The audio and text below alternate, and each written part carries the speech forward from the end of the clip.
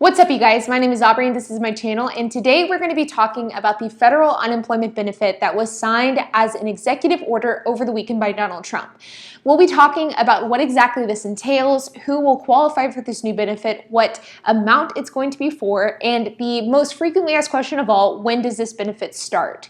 So let's get started. Now, over the weekend, Donald Trump signed an executive order addressing the federal unemployment benefit. And for those of you who don't know why this is substantial and why it's important, is because with the CARES Act back in March, there was a federal unemployment benefit on top of traditional state benefits.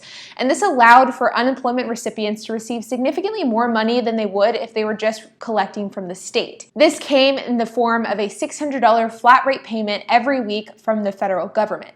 Now, this program expired back in July, and with its expiration came a lot of worries on what that would mean economically. Would it affect the housing market? Would it affect the job market? Would it affect the economy? And would it kind of cause a domino effect of negative economic effects after the expiration date? And because of this, and because of all the economic concerns, there has been a lot of pressure on both Democrats and Republicans to get some sort of federal unemployment benefit passed. Now, because of that pressure, and because I guess of the lack of progress over the last few weeks, Donald Trump signed an executive order over the weekend addressing this problem. But there are a few differences between the original unemployment benefit that we were collecting and this new one that falls under the executive order. In fact, the amount of money that you can receive, the timelines in which you can receive it, and the people that can qualify for it have all changed under this new executive order. So the first thing that you need to understand is that while the initial unemployment benefit was a flat rate $600, so anybody who qualified for unemployment would qualify for the $600, this time around it is $400. But the federal government is only going to be covering 75% of that, meaning they are only covering $300 of the $400.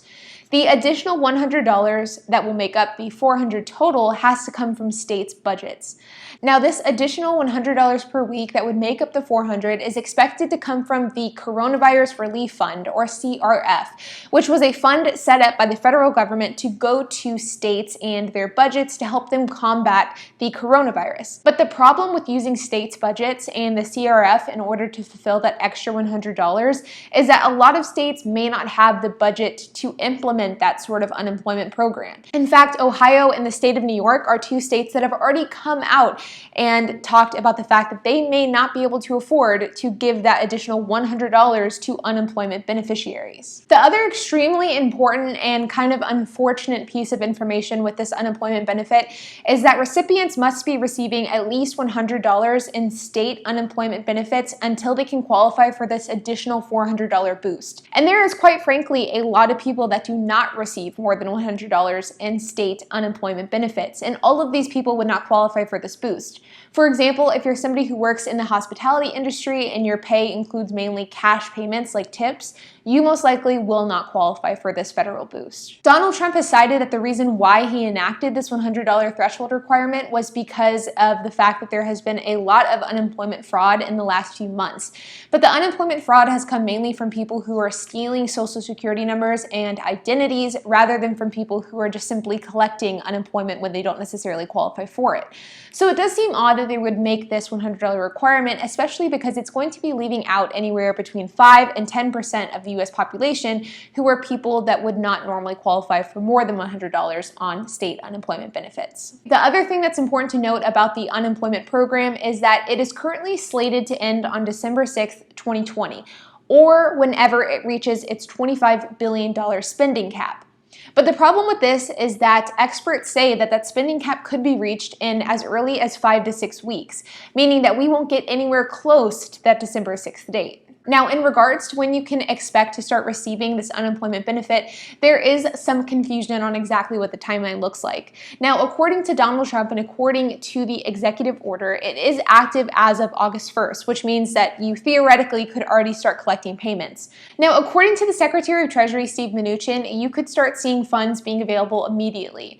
While Larry Kudlow was a little bit less optimistic as Mnuchin, and he said that it would realistically take a couple of weeks for anybody to start receiving payments payments through this executive order.